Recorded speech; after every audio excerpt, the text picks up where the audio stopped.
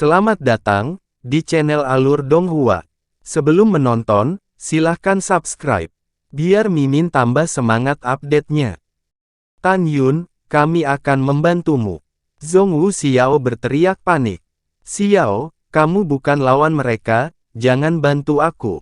Tan Yun menggunakan langkah besar saat berbicara, dan pada saat berikutnya, karena kecepatannya, itu seperti tujuh Tan Yun, sambil menghindari pedang tajam, dan tiba-tiba melemparkan pukulan ke belakang tujuh murid. Bum-bum. Dalam suara tulang retak yang jelas, punggung ketujuh orang itu meledak, dan dada mereka membengkak, dan darah menyembur dari mulut, jatuh puluhan kaki jauhnya, langsung mati. Wow, pada saat ini, tujuh bayangan putih tumpang tindih di udara rendah, dan dalam sekejap, Tan Yun, mengenakan jubah putih, muncul di depanmu Mengyi dan yang lainnya yang terkejut.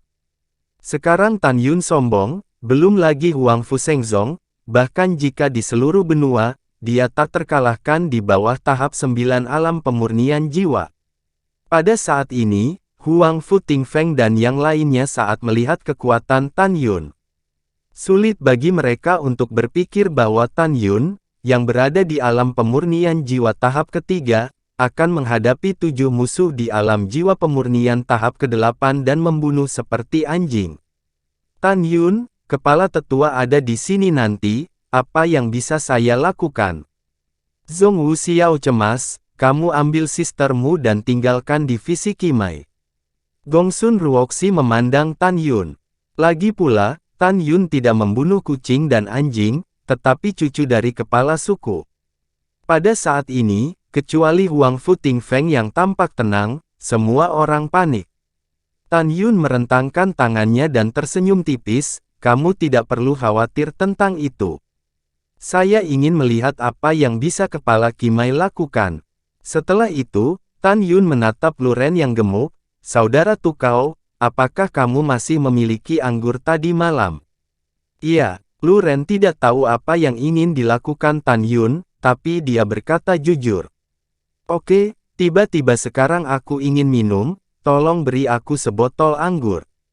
Tan Yun tersenyum. Lu Ren tertegun, ayo. Setelah itu, Gongsun Ruoxi membuka lembah abadi terlarang. Ketika Lu Ren masuk dalam waktu singkat, dia membawa sebotol anggur roh, melangkah keluar dari lembah peri, dan menyerahkan botol itu kepada Tan Yun. Tan Yun meraih botol anggur dengan satu tangan, menyesapnya, lalu menatap semua orang, dan kata-kata berikutnya membuat semua orang sangat tersentuh. Tan Yun berkata dengan keras, saya telah berada di sekte selama lebih dari 10 tahun dan saya jarang berteman. Anda semua adalah teman sejati saya. Anda adalah teman hidup dan mati yang telah mengalami di tanah abadi. Petik 2. Tapi barusan, bajingan ini tidak hanya mempermalukanku, Mengyi, Xiao, tetapi juga menghina Bingbing, King Xuan, Xinyi, dan Ziyan, jadi mereka harus dibunuh. Adapun pintu abadi utama, saya ingin melihat, apa dia berani memindahkan saya nanti.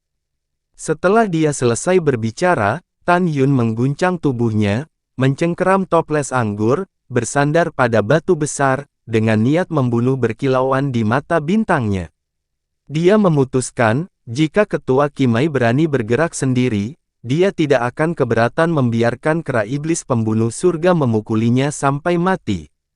Suatu ketika, Tan Yun berjalan di atas es tipis di pintu luar dan pintu dalam, tetapi sekarang di pintu peri, Tan Yun tidak akan pernah membiarkan dirinya mengulangi kesalahan yang sama. Lu Ren memegangi perutnya yang besar dan mengutuk dan berkata, Saudara Tan Xian, urusanmu adalah urusan saudaramu, milik neneknya.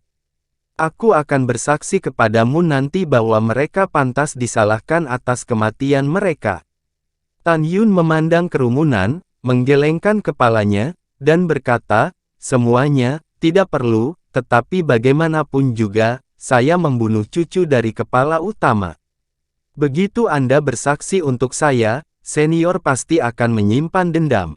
Jika di masa depan kamu dibalas, akulah yang membunuhmu.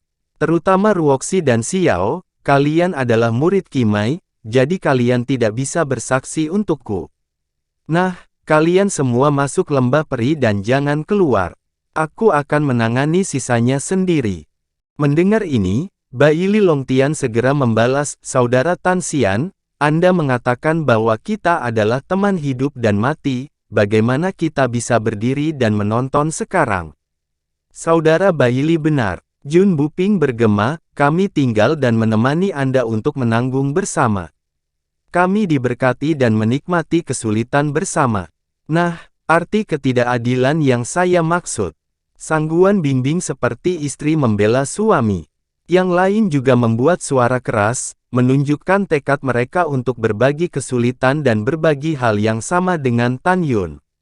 Hembusan angin bertiup, Tan Yun muncul di depan semua orang, dengan tulus berkata, itu karena kamu dan aku adalah teman hidup dan mati, jadi aku tidak bisa menyeretmu.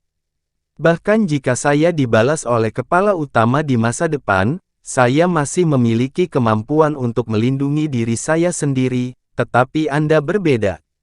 Begitu Anda mendapat masalah hari ini, jika membalasnya terhadap Anda, bisakah kamu masih punya cara untuk bertahan hidup? Aku tidak melihatmu di luar, tetapi dengan tulus memperlakukan kalian seperti saudara laki-laki dan perempuan, jadi dengarkan aku masuk lembah peri. Mendengar itu, ketika semua orang ingin mengatakan sesuatu, Mu Mengyi berkata kepada semua orang, kami semua mendengarkan Tan Yun, masuk, masuk. Ini, oke. Baili Longtian menjawab, menatap Tan Yun, dengan ekspresi serius, Tan Xian, kamu harus lebih berhati-hati nanti. Setelah itu, Gongsun Ruoxi membuka lembah peri terlarang, dan masuk bersama orang-orang yang gelisah. 2 jam kemudian, raungan tua tiba-tiba datang dari langit, siapa Tan Yun? Begitu suara itu jatuh, sekelompok sosok turun dari langit, berubah menjadi 19 orang di depan Tan Yun. Pada saat ini, pria tua berambut putih terkemuka, wajahnya memerah, fitur wajahnya berubah, dia memegang murid yang telah melarikan diri sebelumnya. Orang tua itu adalah kepala pintu abadi, Fang Changhai. Di antara 18 orang di belakangnya, ada orang tua, orang parubaya, dan Murong Sishi, yang semuanya adalah tetua dari pintu abadi. Beberapa saat yang lalu, ketika Fang Changhai dan 18 tetua sedang mendiskusikan kompetisi seni senjata di Aula Peri, mereka mengetahui bahwa cucunya dibunuh oleh Tan Yun. Fang Changhai penuh dengan kesedihan dan kemarahan, jadi dia meraih murid yang melaporkan itu dan terbang di langit, dan para tetua lainnya mengikuti. Kepala, dia adalah Tan Yun. Murid itu menunjuk ke arah Tan Yun dan melihat 7 mayat lainnya di tanah. Kepala, dia membunuh total 8 orang. Saya sangat marah. Ketika tubuh tua Fang Changhai gemetar karena marah, Tan Yun meraih toples anggur dan menyesapnya lagi. Segera, dia membungkuk sedikit ke arah Fang Changhai dan berkata, Junior Tan Yun, hormat kepada senior. Junior melihatmu di sini, jadi aku merasa kurang nyaman. Di mata kanibalistik Fang Changhai, menunjuk ke 7 mayat di alam pemurnian jiwa tahap ke-8 di tanah, nadanya tidak hangat. 2 jam yang lalu, cucumu mempermalukan Junior dan memaksa Junior untuk bertaruh dengannya. Tanpa diduga, cucumu tidak pandai belajar dan dipukul sampai mati oleh Junior, tetapi 7 orang ini ingin membunuh saya, secara tidak sengaja membunuh ke-7 orang demi melindungi diri sendiri. Mendengar ini, Fang Changhai memerah karena marah, kamu bajingan kecil berani berdalih setelah membunuh. Bahkan jika Tuan Sekte menyukaimu, hari ini kamu harus membayarnya. Bajingan kecil, hutang darah dibayar darah.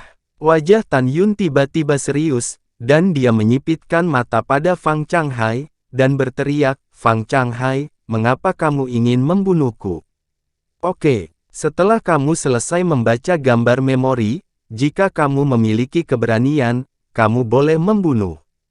Setelah itu, Tan Yun melambaikan tangan kanannya, dan segera, kekuatan spiritual yang besar diringkas menjadi gambar dalam kehampaan.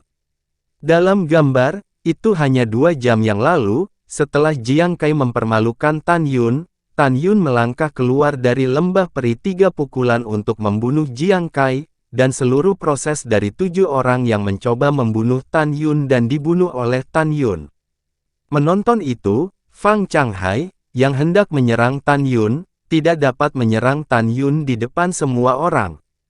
Pada saat yang sama, Fang Changhai dan tetua Murong Sishi di belakangnya, menatap Tan Yun, mengungkapkan keterkejutan. Mereka tidak pernah berpikir bahwa Tan Yun, yang berada di alam pemurnian jiwa tahap ketiga, dapat dengan mudah membunuh 7 murid tahap 8 dari alam pemurnian jiwa dan Jiang Kai di alam jiwa pemurnian ke-9.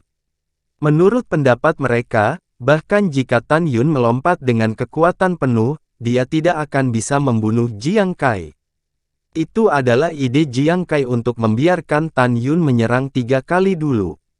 Pada saat ini, Tan Yun benar dan tak kenal ampun. Fang Changhai, cucumu dan aku memiliki kata pertama, siapapun yang mati, tidak ada seorang pun di pihak almarhum yang bisa membalas dendam. Apakah Anda berencana untuk membunuh saya di depan semua orang? Tiba-tiba, tubuh Fang Changhai berhenti bergetar. Dia menatap Tan Yun secara langsung dan tersenyum dengan marah, anggap kamu kejam.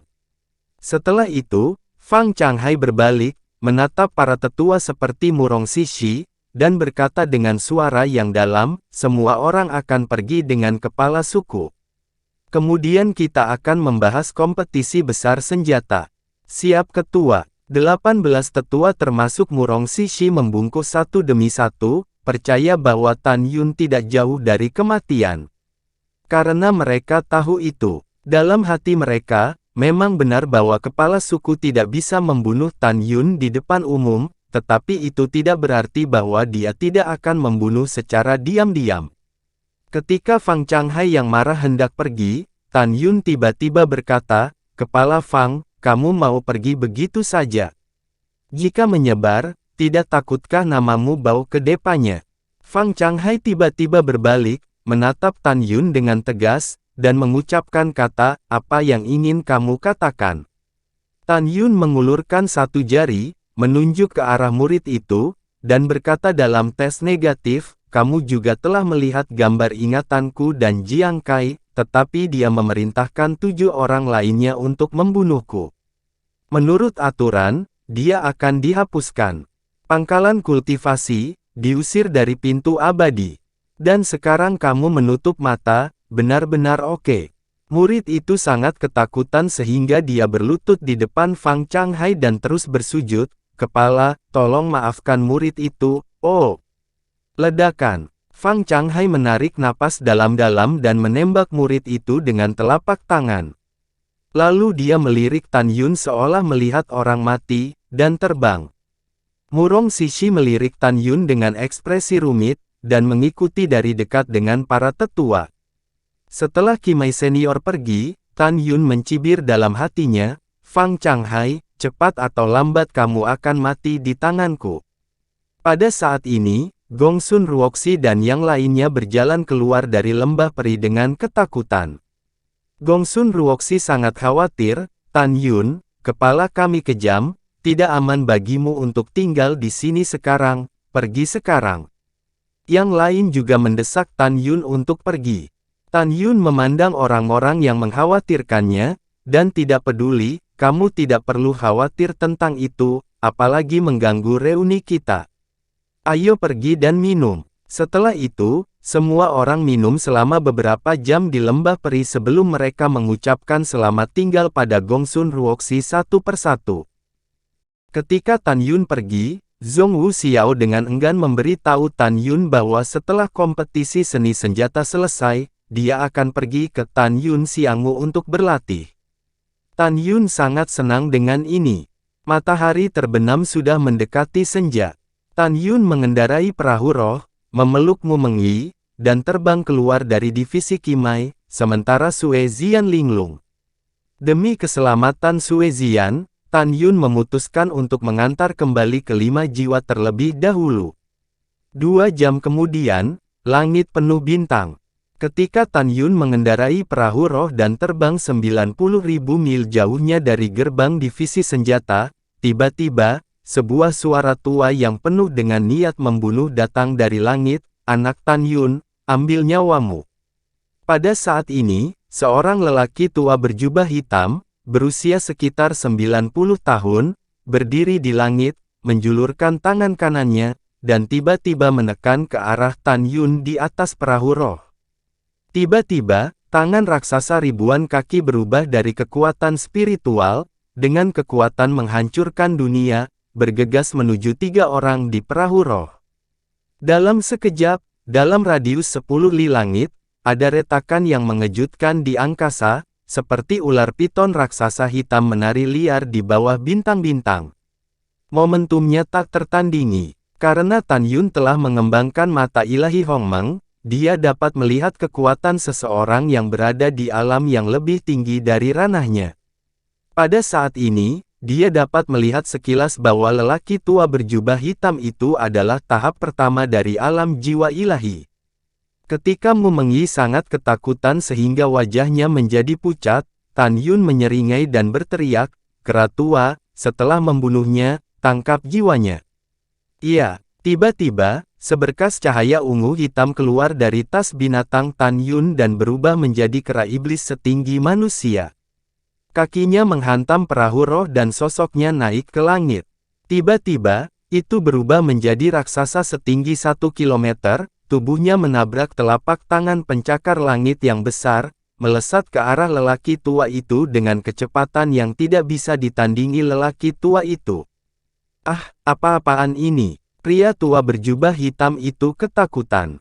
Begitu dia melarikan diri dari langit, dia dipegang di tangannya oleh raksasa yang ditutupi rambut ungu dan hitam. Sekarang kera iblis pembunuh surga berada dalam periode kesengsaraan tingkat 4, dan ranahnya setara dengan alam jiwa ilahi tahap kesempurnaan agung, bahkan kekuatannya masih lebih tinggi. Darah berceceran, tulang retak di mana-mana. Saat kera iblis meremas pria tua berjubah hitam, sosok halus yang tampak persis seperti pria tua berjubah hitam, ditangkap oleh kera iblis, saat ingin melarikan diri. "Biarkan saya kembali." Kera pembunuh langit tersenyum, dan semburan gas iblis hitam menyembur keluar dari telapak tangan raksasa. "Tan Yun, biarkan aku pergi, kumohon." Roh lelaki tua itu memohon belas kasihan. Seperti yang diketahui semua orang, jika Anda ingin memasuki tahap pertama dari ranah pemurnian jiwa, Anda harus mengendalikan jiwa janin pertama untuk menyelesaikan malapetaka sebelum Anda dapat dipromosikan. Setelah berhasil dilewati dan memasuki tahap pertama alam jiwa ilahi, praktisi akan memiliki kemampuan untuk melayang di udara, dan jiwa janin pertama di kolam spiritual akan menjadi jiwa dewa. Ketika tubuh seorang praktisi di alam jiwa ilahi dihancurkan, jiwa ilahi pertama dapat melarikan diri dan dilahirkan kembali dengan merebut tubuh orang lain. Pada saat ini, lelaki tua itu tahu bahwa jika jiwanya dimusnahkan, dia akan mati sepenuhnya. Kera iblis memegang roh lelaki tua itu di tangan kanannya, melompat keluar dari kehampaan, muncul di perahu roh, dan kemudian berubah menjadi ukuran 10 kaki. Tan Yun, Mu Mengyi menatap kera iblis dengan kaget. "Mengyi, tentang kera tua itu, aku akan membicarakannya denganmu nanti." Setelah Tan Yun tersenyum, dia melihat kembali ke jiwa lelaki tua itu, dan tanpa ragu berkata, "Katakan. Siapa yang mengirimmu ke sini? Apakah itu Fang Changhai?" Terima kasih sudah menonton, sampai jumpa di episode selanjutnya. Jangan lupa subscribe, like, dan nyalakan loncengnya. Sampai jumpa.